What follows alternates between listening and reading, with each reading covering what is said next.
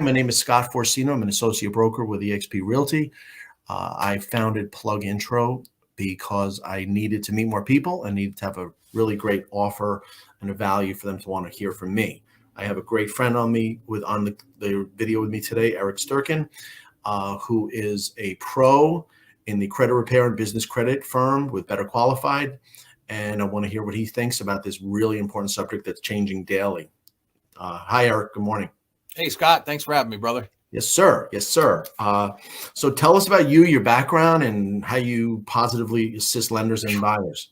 So long history, right? I'm going to be 52 in April next month. So it's like, wow. Doing this for 17 years, which is, the credit industry space, let's call it. But, consumer side, 17 years, business side, probably about, 12, 13 years when we started building our own for the business, for Better Qualified. I stumbled upon it and said, oh, this is a great, something great for all the businesses we do business with, because most of my guys come from the mortgage world and also the real estate community. So most of us are, self-employed. Back then, it was more people were self-employed. But then, they corporated the banks and some of you could no longer be a 1099. So, but on the real estate side, you still have a lot of broker owners and a lot of, top people that have their other businesses. And again, on the business credit side, it's an amazing thing for the tax ID, but we'll get into that. But my partner and I founded it, Better Qualified, 17 years ago. We've been involved in most associations across the country. He's on TV a ton. Call him the nation's credit repairman, as Varney called him. It's got to be 7, 8 years ago now. Sure. I'll never forget that first. And it was live, which was kind of cool, on Fox the day before Thanksgiving. And it was, he called him the nation's credit repairman by himself, not, coming in from experience, but we have worked with a lot of people you see on the news, fixing their own credit. Some pretty crazy stories that I could tell you. I won't tell you names, but, somebody bought a fur coat, returned the fur coat, and it didn't get credit on the credit card. So the minimum was made, and it was pretty wild. So, but it never shouted us out. I always said to Paul, we'll do this, we'll take care of them, but, make it straight that, when we do get credit for it, or when we do it, get credit for it on TV, but they didn't do it. Well, yeah. Well, I mean, everyone needs a fur coat for sure. So, it's wild. Especially in the southern states. So, I mean, look, there's so much to talk about. Tell me, the world is consumed by these apps and these, direct models. I mean, how does Credit Karma and how do you distinguish that from a real tri-merge and the bureaus? Can you give me an idea? Yeah. So, I mean, Credit Karma, since the internet, the internet and a bunch of other things and apps and everything ties into, your identity now, right? So you're giving information in to get something back. But Credit Karma and Credit Sesame and all these other ones, those credit reports that they use are consumer modeled, right? So it's not like a FICO. You have FICO, which is Fair Isaac Corp. It's a private company. It's what all the banks use, right? You hear FICO. That's what the banks use if you're getting a loan or you're getting a car. Anything of significant finance, they're going to go through FICO. Now they have all different versions, just like Windows, back in the day it was 95 to 98. And, so same thing happens with FICO. I think we're on version 10.1 or 10.2. And what are the bureaus and how do they really report differently, if at all? Yeah. So the bureaus are, they're independent of FICO. All FICO is taking an algorithm that takes all the data from the bureaus. That's all the bureaus do. They just report data. Mm-hmm. So they charge creditors, whether it's a penny or 2 pennies, to report that credit information every month, right? So you have credit cards, you have, all different types of mortgages, trade lines, let's go through a slew of them. First, you have revolving. So that's anything with a changing balance, right? So a credit card, you have $1,000 balance. Let's just say your minimum's $30. Well, when that goes down to say $500 balance, maybe your minimum is only 20. So anytime your payment changes, that's revolving debt. Revolving debt isn't as significant as installment debt. Now, installment debt or installment trade line is anything that stays the same, and most of the time it's something bigger. What do I mean by bigger? Your mortgage, right? You have a $500,000 mortgage that shows up as a $500,000 trade line, and it's an installment. So that installment is going to be the same on most loans. You have some other, type loans that maybe they, at least in the past, I don't know, you'd have to ask a mortgage guy, but in the past they had stuff that would calculate and be interest only. And it was the, you probably remember the name, the pick a pay, and it was based on LIBOR. So I don't even know if that exists anymore, but no, most of the time, all installment loans, they're going to stay exactly that payment stays the same. Here's the big deal with installment and also revolving. If you go late on a revolving, doesn't hurt you as much as if you go on an installment. So if you go on an installment, you're looking at 50 to 100 points sometimes, depending on how many trade lines you have. Revolving's 30 to 50. And the explanation for that is if you know your payment and you pay, and you owe 400 and you don't make that payment, you knew it was 400. If it was revolving, it could change and you could have more easily made a mistake, and they don't value it as much, which is kind of weird, but whatever. Right. And why do you think it is that lending institutions place so much value on your credit score? I mean, it's a pretty good, judgment of, how you live your life, right?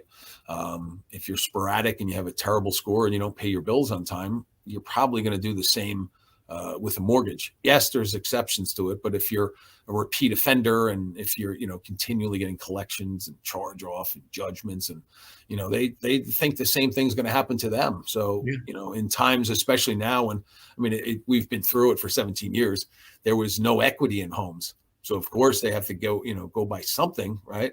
To value whether or not you can pay the debt back. So that's right. Well, there are things like a death or a divorce, and of course, COVID. What have you seen COVID done to credit scores and explanations? It hasn't. Again, I think a lot of it's going to start now that some of these, and you know better than me, the laws of New York that we've talked about before, but some of the foreclosure and eviction laws and, a bunch of that stuff is now coming to, I guess, there's no longer protection as much. So you're going to see a lot more issues happening, I think, with COVID. And some of the other things is, what we've done in the last 2 years, a lot of the ups and downs. I think people have saved money. They've jacked up. The statistics aren't as bad as, when a few years back when we're using a lot more credit cards and a lot more credit. So it's not as bad as it seems. But I think just because of some of the things taken away and the people now have to start making payments again, or at least they've collected during it, you might have some issues. Interesting. Well, I know that insurance has become credit driven. That was never the truth before. What are your thoughts on that? Well, it's been that way for a long time, especially car. Each state has different, policies towards it, but the 50 states currently, and they're looking at changing it, are basing, your insurance premium on your credit score. If you have a, very high credit score, let's say above 740, 720, somewhere in that range. The scores go from 350 to 850. I've only seen an 820 as my high score. I've never seen an 850.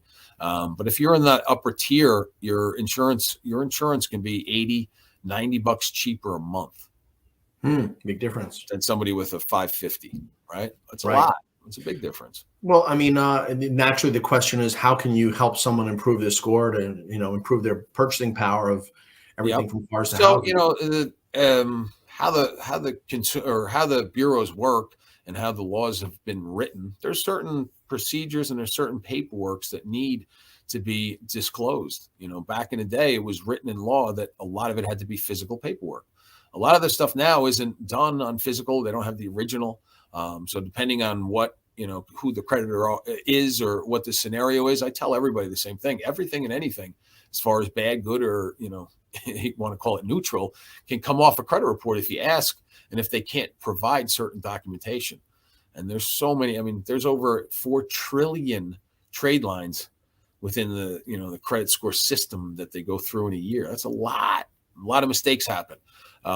So we catch them in their mistakes, and in doing so, they have to kind of listen or they get sued. Bringing an attorney in is, we have attorneys. We've, it's more specific, not so much on the trade lines when they make mistakes, but a lot of collection stuff. There's violations that a lot of these creditors do. How many times have you heard, not so much anymore because they've caught on that they'll get sued, but they bother people at their home. They call constantly. They were texting for a while, and give them a cease and desist with a proper attorney documentation, and they don't pay attention to it. They've gotten the drift now, so they do, but there's money still to be made when these creditors, they make mistakes too. Wow. People don't know they have those kind of rights, and they just naturally Yep. in a bad spot, and they take the kind of the abuse or that treatment. Yep. And that's, I'll even say that to family and anybody else that I ever meet. The credit stuff, if you go late and there's mistakes that happen, in 17 years, I always say it. My wife has been a client 7 times, not because she doesn't, have money to pay bills. She just makes whatever silly mistakes. It's been a while, so I can't use it as a reference. So but maybe you got through to her. yeah, I like it. I hope Was she a good sees thing this.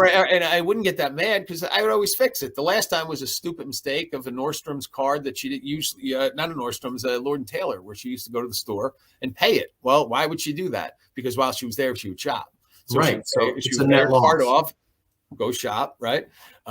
And they're no longer in Monmouth Mall. I live in Jersey, so they're no longer in Monmouth Mall, so it wasn't as easy for her, right? Because they Right. closed down. But it was Citibank that issued the card, and I told her what to do: call the card and explain your thing, and they'll be fine. You've been with them forever.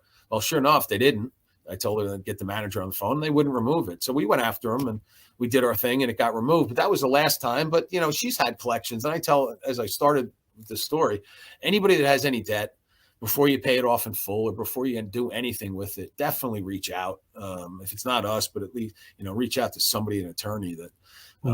A lot of this collection stuff, especially if it's deeper and it has been a while, you have statute of limitations. Plus, the damage has been done. So if you owe a certain amount of money, you might as well negotiate it and negotiate it correctly.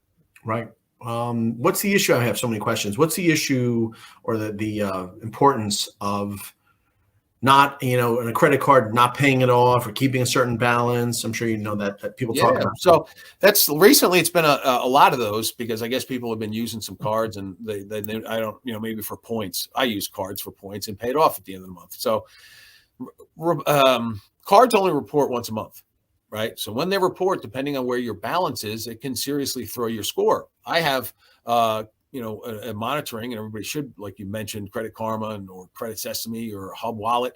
And listen, they're all good for monitoring. Realize that their credit score or their consumer credit report isn't what the banks look at, but at least it's a good guide of where your credit's going. So say your consumer score with Credit Karma is 700. Well, if it goes to 600, something just happened. So it at least will alert you, right? So I of course monitor, and you can tell if I use my balance and they report only once a month. I have some other ventures going on. So sometimes I have a balance where I use to buy things, right? So I'll have a $10,000 balance. Well, if the card reports when I have that balance, it goes by utilization, right? So utilization is 30% of your credit score. Well, what does utilization mean? It just means using what you have available against what you owe, right? So if I have 5,000 available and I use 2,500, I'm at 50%. If I use 2,500, or if I have 5,000 and I use 5,000, I'm at 100% utilization.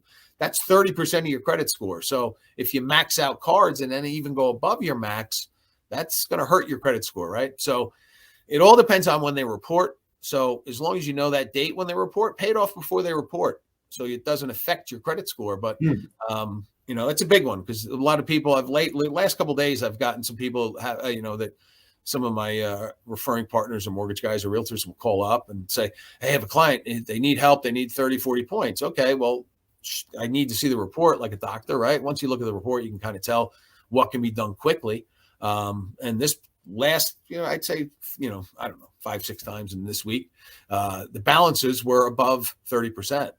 So if your balance or utilization is above 30%, you got to get it down. It's not going to hurt you at 30%. Anything above 30, it will bring your score down. But at 30, it's pretty fair. It'll keep, if you're at 700 and they're reported at 30%, you're at 700. The second you get down to 10% utilization, your score is going to go up a few points, depending on how, many other trade lines you have.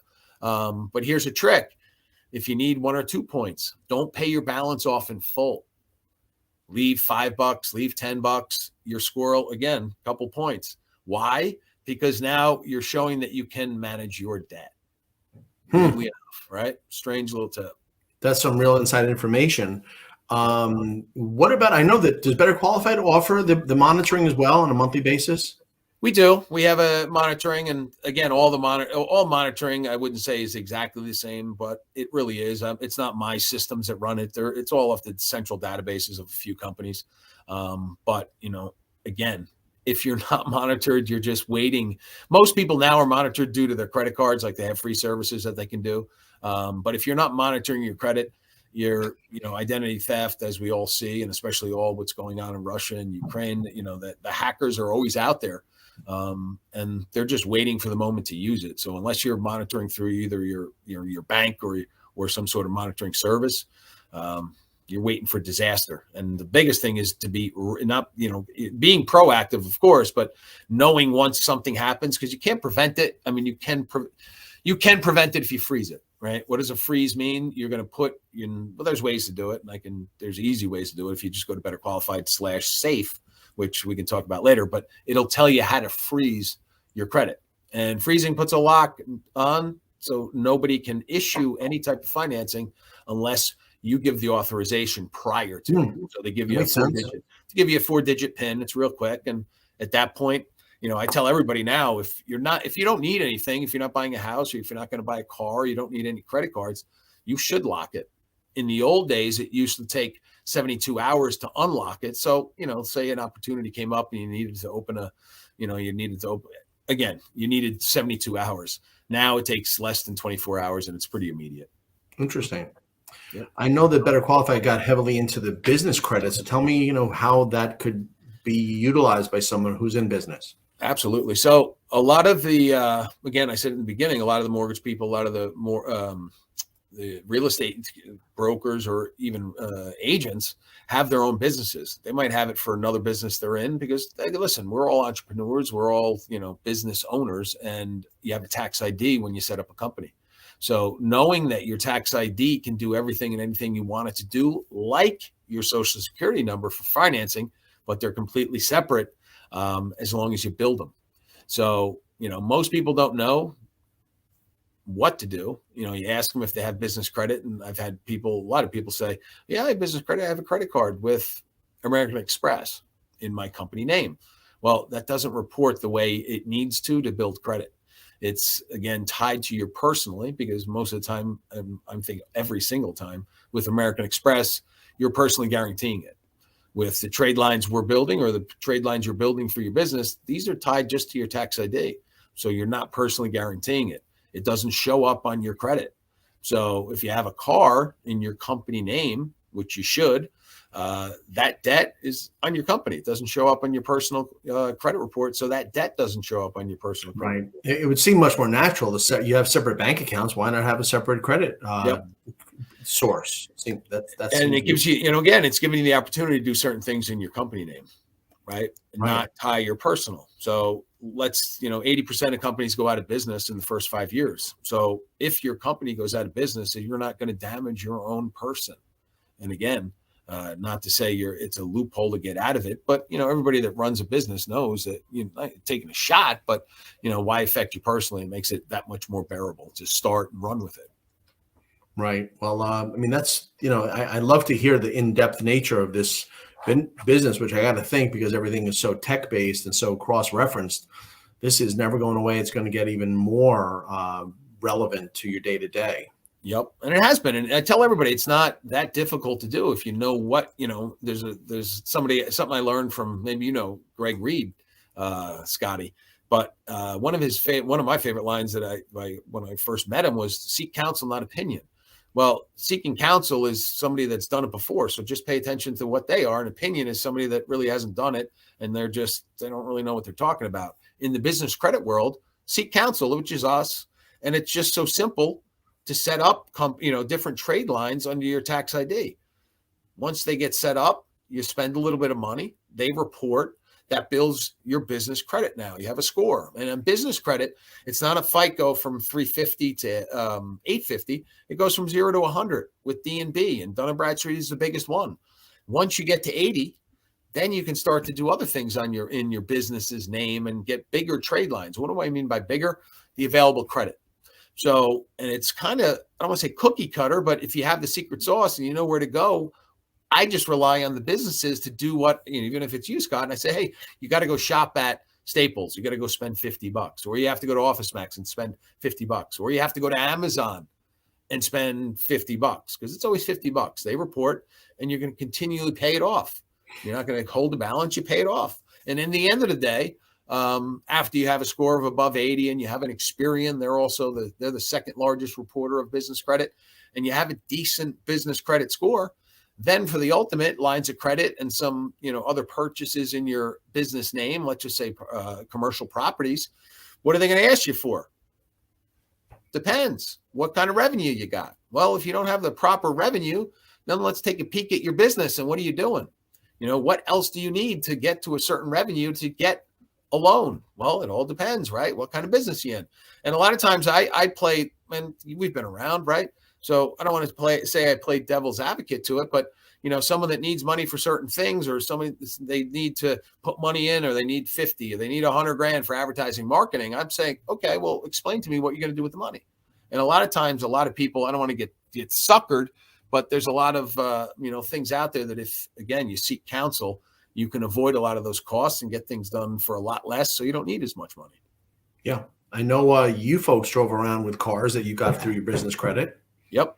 Yeah, we still at one point we had 6 cars on the business credit, and our greatest employees sometimes didn't have a great credit score, of which it took a little while for them to fix it. But in the meantime, I would get a car for an employee. It's fun. Yeah, the first one we got was a kind of funny story, and it came from a client. I didn't know, this is got to be 7, maybe 8 years ago, that you could get a car in your tax ID. Everybody told me, oh no, you got to get on your social, whatever. A client called in and thanked us and said, yeah, I just got a car on my tax ID. I said, what? You did? Where? Well, it's in Freehold at a Chevy place, and the sales guy's name is Joe Torre. I said, Joe Torre? Oh, not Joe Torre. That's a different Joe Torre. Said, oh, hey, he's good. So, but of course, the first thing you say to the guy is, oh, you must get that. Joe Torre. Oh, yeah, you must get that a lot. He goes, yeah, I get that a lot. But it came down real quick to a conversation about 30 seconds where I said, I don't believe you. He said, well, send over your tax ID and your address and your company name. We'll run a report and let you know. So, okay. Writes back, or I think it was at this point, it was email. I said, we got pre-approved, or we were approved, not pre-approved, for any car up to $50,000. I'm like, come on. So my partner, Paul, we laughed, and I still didn't believe it, because I figured you get in the sale, you get in that finance room and they, pull over. Well, we still can give you this, but you have to sign this document, whatever. And so when we first got, because we went there, the guy said, you're approved, just come to the lot and get a car. I'm like, Paul, we're going to take one car. I'm going to leave you there because they have to give us a car, right? Kind of a joke. And when we got there, same thing. We felt him out. Oh, you're approved. Why don't we go to the lot and pick a car? So we walk out to the lot, and I still didn't believe it. He didn't believe it. And he goes, you have a choice of all these cars. And the first car we saw was the Chevy Tahoe. It was blue. It was light blue, like our logo. And I look at Paul, I said, that's the car right there. And still, because we were joking around that we didn't really think we were going to get the car. And we ended up getting that car, but it came down to, getting into the back room, and the guy kept going. You got it. Had a couple fees on top of it, which we got removed. But in the end of the day, we still didn't have keys to it. And I said to Paulie, I think, we're all good. I pulled him aside. I'm leaving, bro. So, this is it. If I got to come get you again, just text me. I'll come get you if they pull some other, before you get the key. And I'm driving down the Parkway, from Freehold back to the shore where I live. I love my beach.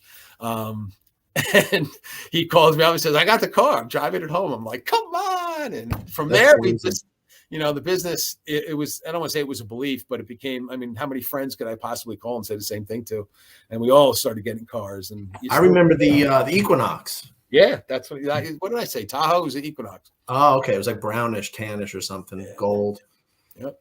You said Tahoe. Yeah. Well, listen, that's great to learn about credit. I know, I want to switch gears heavily here. I know that I'll tell our viewing public that Eric is the most heavily networked gentleman around. He works in great regard to lenders, agents, regular people. He's really well respected in his market. And I know he's in Jersey and New York and Long Island, known as a good guy. So Eric, I know he's a road warrior too. There are times when I run home and he's already staying out late some places. So tell me, what it is, and why you network, and what do you think the value is, and what do you gain, and what do you offer?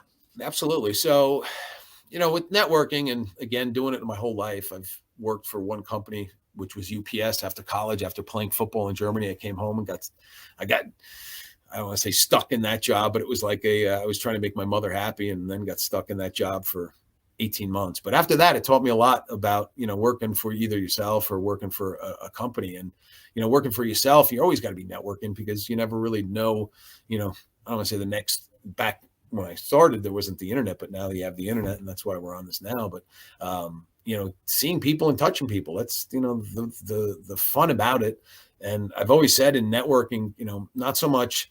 And again, you have a lot of networks out there that you've seen that come right up to you. They're in the business, and next thing you know, they're asking you for business. If you have a house that you need to sell, I've had people say, Sure. okay, right? No, I like to, network for listening of somebody's at my door. Kind of how I can help somebody. And that's how we built Better Qualified from the beginning. It was, first credit, but then it became business credit. Then it became some marketing stuff within the business credit world. I love to be able to be that go-to guy. And if you have the go-to, you have enough things to, I don't want to say poke people with, but kind of listen and figure out what somebody needs help with. And if you can help somebody, it leads to so much more, especially if you can do it, I don't want to say on the cuff or for little or no money or less than what somebody else is doing, that, they have no idea that, it doesn't cost that much, and it's an eye-opening experience. Everybody's going to reciprocate, especially if it's, if you're valuable, and that's it. Mm-hmm. Sure. I mean, that's something that I learned a long time ago from being in business networking organizations and conferences and educational sessions, and being with you and people who are really powerful in the respective markets. And I want to tell you that I'm happy that I can invite you, someone of real quality and value, to this platform I put together. An associate broker, I needed a way to meet more people, and I needed a way to give before I ask, or offer before I make a request for business.